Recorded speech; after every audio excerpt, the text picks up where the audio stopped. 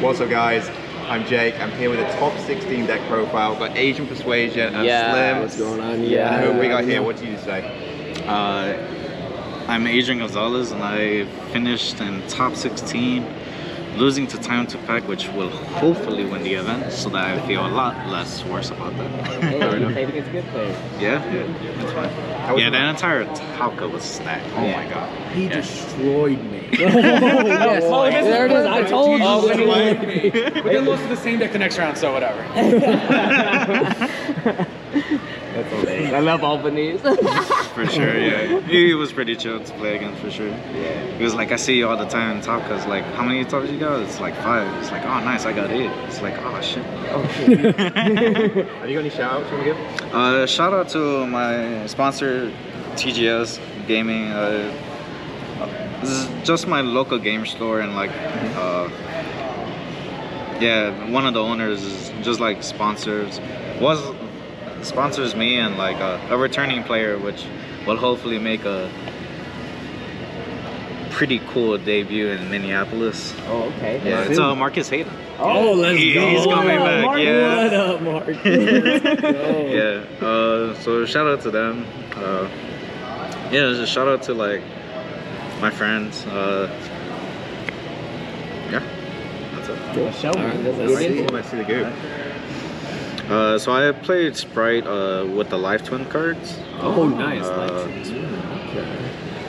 So it's 3 blue, 3 jet, carrot, a red, carrot, and Pixies. So like this is like self-explanatory, right? Like one of this is like fine. This was like double red, and like that was good for like a little bit, and like I wasn't super convinced about this, as I'm sure like a lot of people just aren't. But and like this deck specifically, like you have like small monsters that like can only do stuff during the main phase. So this just like protects your board from like being baited or like being just forced through.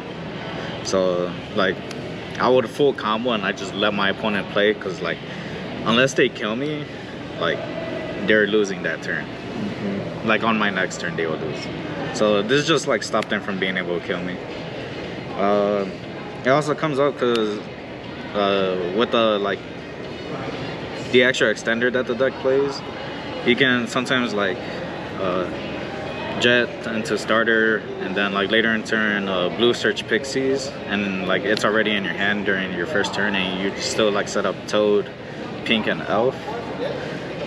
And this is just like chilling in your hand the whole time. It's like a way to like set up like additional defense without like committing to the board, which is like really huge. And like every time you full combo, like I feel like I just won. Like there was no way, like if you dark ruler me, you lose, because I have, when it gets back to my turn, like I'll have like 7 cards or so, like yeah. Yeah, your fat back is low. Yeah, exactly. For the rest of the like Sprite package, Smashers and few starters. For a little bit I had like cut this entirely, as I'm pretty sure like some people did, but then like mine was getting like very, very popular, and like people were still playing it even though like this deck has a built-in out. And, like the theory made sense, because like you just bait this and then like you mine them. So I figured I'd put it in my main deck. It was like really, really good. Yeah, I didn't brick on it. That was why I like cut it. Like you'd open weird hands where you don't open like any of these, and you have this, and you need the Live Twins to resolve to get you to these, and then they negate the Gigantic Spray, and like this is just dead. You don't have engine rolling, and like you pray that they just don't have the Gigantic at that point. But it was good, no complaints. I'd play it again for sure. For the Live Twin package, it was this for like the monsters, and like I guess the 3 Tenki. So for a little bit I was like being cute, and it was like 2 of these, because what would come up like a decent amount, like if you open like 2 of these, is making Toad with like double this and using Gigantic to detach one of them so that you have the Pink and loop. But that was like just being way too cute, I guess. So eventually like again, it was too cute, so I just made this one, because it made made this card like crazy. Yeah, droplets. That's Having how the peak and Auburn's droplet got was insane, absolutely absurd. Did you like this package? Yeah, I think this like, I don't know if it's like the best way to like play Sprite, but I think it introduces like, it helps a lot more issues than it introduces, and like the only issue it introduces is like your extra deck, you have to like play the cards, and like if you don't draw them, like those extra deck cards are dead, and like your grind game kind of relies on you having these in rotation. Yep. But like after European ads with like Mattel topping and doing so well, and there was other people too, but Mattel got the furthest, so got a shout out to him out. He taught playing Mannequin Cat, and like that like fixes the issue, right? Because like turn 2, like if you get into like a grind game situation, you're able to just like spit both of these out from your deck and get that engine rolling. So like that fixed like the complete issue of like that, well, somewhat, but like yeah, it helped for sure. And like this also just makes it like really hard for your opponent to like beat you, like recouping the life that you lose off like starter and stuff. For frogs, it was Street Swap and Ronin. So like in this build, like in like early testing, it was like this. It was because like drawing these really sucks whenever you have like light spinning and stuff, and like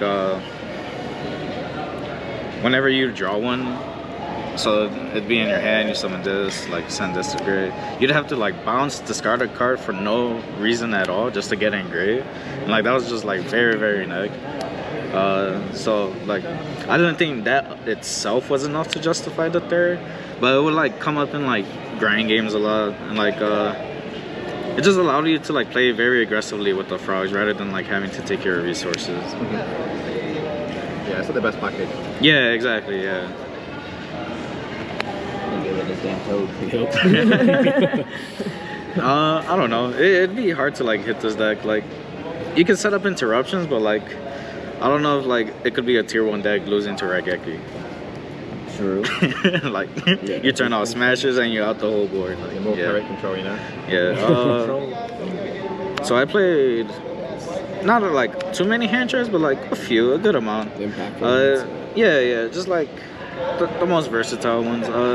This was like Vader, like 2 days before the event, because it was like very versatile, but it was just like it wasn't impactful against like Tier and Sprite a lot of the time. So it was like I picked like a slightly less versatile card, but that helped to beat those matchups. Were you happy with these 9? Yeah, these 9 were like great. Yeah. This is like whenever hand traps stop being a thing, this becomes like crazy, because then people start to like build their like FTK decks that lose to Ash, so like sick deck.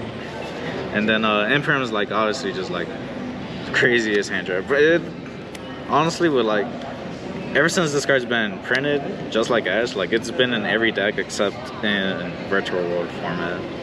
Yeah. But like, yeah, this card's insane. As like others will mention, like it can't be Talents, it can't be called by.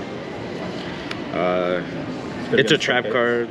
Yeah, it's good against Floodgates. That matters a lot too sometimes. That's why when it was just a secret, it was a $100 card and they gave Floodgates. Yeah, like card's really good. It plays through red. For like additional like flexible like board breaker cards, it was these. So like Droplet is just crazy. Like in like when you're theorying the deck, it like doesn't make sense because you need like a lot of cards to play, and like that's why like Dark Ritter is like really good, because you keep the hand advantage to like play the game. So like after testing it and everything, and like I was like, oh, okay, cards like really good. At first I'd side it out versus Mirror, and I would just keep it in like against everything, because like it's just really crazy. It's basically the inverse of Dark Ruler, except better at the same time. So like where with Dark Ruler, which I guess I'll show. I also played it. Never losing it. Yeah. play 3 Dark Ritter.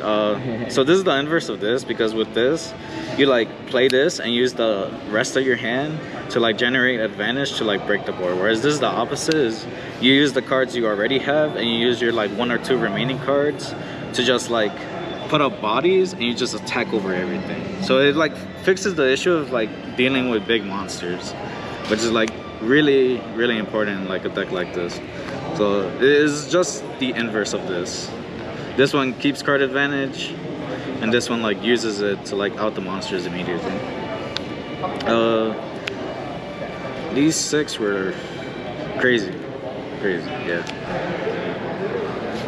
No complaints about playing it. This card is like also really good with like the tanky search one of the live twins, then normal summon the live twin, and then like they will chain like red or something, because they want to keep the Omni Negate to be flexible. So they will like chain red to negate, and you just chain droplet, negate everything. Then you summon the other one from deck, declare effect, and like you just play through so much for free. Called by is called by, and then I wanted like an extra like flexible going first and going second card. Don't know exactly how many I played. How many was it? I think it's 17. So 17, I played 43. So 17 and 43, you main decked. You have like a 66% chance of opening 2. And like most of these were like good in drawing 2, and that's like just in 5. So like with like Droplet and Dark Ritter like alone breaking like the sprite board, like it's really good. So like this one was like probably the next best thing that was like flexible, and like my only issue with it was that it was dead unless you like opened a normal summon, because you like want to be able to go like normal summon effect and like do that like when you go in second. Yeah, like with the live twins it's crazy. Going first it's also just crazy, like removing bodies is insane. And then so like you like pink link, revive blue link, pop a card, and then distribute the pink link, take a monster, and then blue revive the pink and draw a card. It's yeah, like it was just like really good. Yeah, exactly. Rip hand traps, yeah, all the time. Yeah, I'd play it again. It was like good. Round 1, I was playing versus Eldritch, and he had Shadow Prison Mirror and Rivalry up. And I just summoned a 3200 Gigantic Sprite and just kept attacking, because he only had 1 like Spell and Trap cards on for Engine. So I just kept outing his Golden Lord, and then when he finally established the Golden Lord, he was at 1500 attack, and I went attack, he went Sanguine Summon. I'm like, redeclare on the thing, switch it to attack mode. He was like, sure, I take 700. I'm like, whoa. Damage step, droplet, game. Yeah, for the last 2 cards is Prosperity. So like, and there's like you like draw a lot of cards, and your main combo like draws cards. So at 3, I like found myself drawing this way too much. Like it's weird because I like really like this card, so it was like really hard for me to not play 3 of this. Like it's probably incorrect anyway. But like, I don't know, you like draw it off pink a little bit too much and you like kind of want to cut it. I will say though that this probably should have just been like Desires. I'm just like way too scared of banishing like too many 1-0s in my deck. But like, yeah, like if I had more time to test Desires, like I would, because then you like draw 3, like that's pretty good. For extra deck, we got my Token Marie. Yeah. 3 of, I had like cut the 3rd, because then like, I don't know, it's like how some other people would say, like you don't really summon the 3rd too much unless you're playing the Brave build, because that build uses like 2 turn 1 sometimes. So like in that build you kind of have to play 3, but like most of the time like you just have the 3rd in your extra deck just to like as a safety net, like in case like when you're winning there's like some scenario that runs through your head, you're like, okay, my opponent's 3 cards are exactly these 3 cards, I need the 3rd. But like, I don't know, like how many times is that actually gonna happen? So like I don't think I ever summoned the 3rd one, but again it's just like a safety net. I don't know. like the card I cut for it was the Downerd from the Zeus package. So like I think I summoned Zeus twice. Once I couldn't overlay Downerd over it because I took my opponent's XYZ monster. You'll see in a bit. Well, I guess with like Econ, but I also decided to change of heart. And then the other time, it like kind of mattered not having the Downer, but like I had opened my 5-card hand once like the round started. I won a Dyro, I'm like, pass. So like that can happen sometimes, which is why I also like wanted to play like the live twin cards because it's just extra engine too. Like my issue with like the pure sprite deck was like, one, it was just like the extra deck was garbage in my opinion, and then you just didn't have enough engine to do like those crazy like 2-3 card combos that like played through hand traps enough at the time. For Evil Twinlings, it was these and this. I really like this card. I also decided Ultimate Slayer, which is another reason. But like I probably played this anyway. This just makes it like really easy to like get a kill button, like on the crackback. Just like this revive this, this revives this pop their like monster, make this, and that's already almost game. If you have like any extender, you can make a Gigantic Sprite 32, like before activating these effects, obviously. And that's 87 damage, so like that's game. It's just like really easy game. The same reason why other people play Axis Code. For like the Charmers, it's Area and Dark. Dark is like pretty self-explanatory, but like another thing in this deck is that you have like dark normal summons and not water normal summons. So like you can like do live twin stuff. The live twin cards get you to your sprite engine, and then Gigantic Sprite can like get you to your frogs. So like with one engine you can get access to all 3 going second, and like against anything playing the sprite cards. Which is another thing that I didn't like in like the pure deck, is that like it didn't make sense to like play this at all over like the 3rd elf, unless you're like playing around cherries actively with that. Because like if you're normal summoning like a water monster, then you're special summoning Jet to search to make this, then you already have like your full rotation of cards. So like you don't need that, in my opinion. But yeah, it's like again really good in this deck because you have dark normal summons. This card I think it solves the mirror. Like in the early testing, I found that the only thing you really had to deal with was this card. Like after you crack their board, like if you can get rid of this card, it's so hard for them to play. And like I was looking through like the XYZs, like what can get rid of Tone, run into it, and like even if it's for a turn or something, like and like when I discovered this card, more so I saw like somebody else playing it. Like it was really good because I was like, that literally fixes everything. And then like obviously it can take swaps. Rarely do I actually ever take the Toad, because I'd rather like take swap, send like an extra extender because of the Ronin having an extra banish, and then make my own Toad after that if I want to take that line. If your hand's good enough, you can take the Ronin and then overlay with that, and then attach special summon one from deck. Yeah, which is the mirror, yeah, which is another reason why I wanted 3 of this, because you need to be able to do that. Then for like utility link was Cerberus. So like obviously it works well with this. It's a link too, and again going back to when I was playing like the pure version, I'd have, or even this version too, I'd have like Unicorn, just like non-Link 2 rank 2 monsters in my extra deck, and literally never summon them ever. So it's like, okay, why am I playing these cards if I'm just never summoning them? I would just like find cards that like actually come up and like play those. Yeah. And then for XYZ is double Gigantic Sprite, self-explanatory. Mana Concat, again, like solves the issue of like not drawing these things. It helps against a lot of tear, because you can like normal summon, like if you like stop their board or like negate a Dark Ruler or like whatever, say you like clear everything but Snow, then like a live twin deals with snow.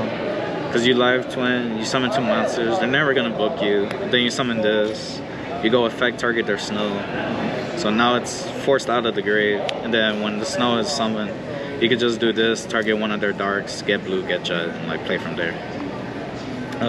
So that was like ultimately what convinced me to play this outside of just like summoning the twins. And then Toad and Zeus.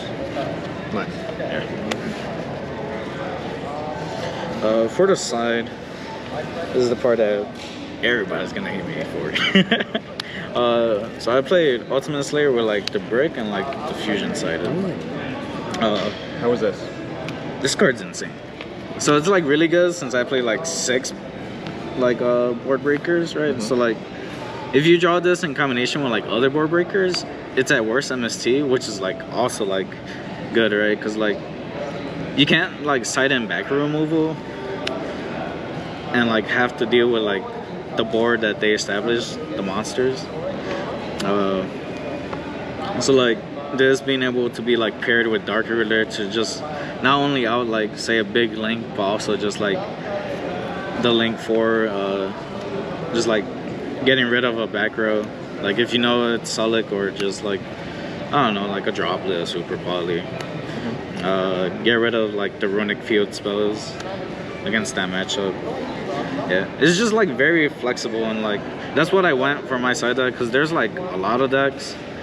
There's like 2 decks, but there's a lot of variations of those 2 decks. So it's like really hard to like pick a specific way you want to like deal with them. So I just like figured that my side deck would be built to like redefine my main deck and just deal with the decks that way, which again I'll get to. I sided to Nib. It was for the tier matchup because I don't know, they just really like playing into Nib. Walking back too. I probably wish I had a third. It probably should have been 3. It was just like a last second decision, so like I found space for 2. Like we got to that. The only thing I could suggest is maybe include this into the extra deck, free up the space for Nibiru. Yeah. And maybe cut an elf. Depends on what like, do you think. Yeah, free that's elf what is I wanted to essential? do. Yeah, it was either that or like play the Downerd.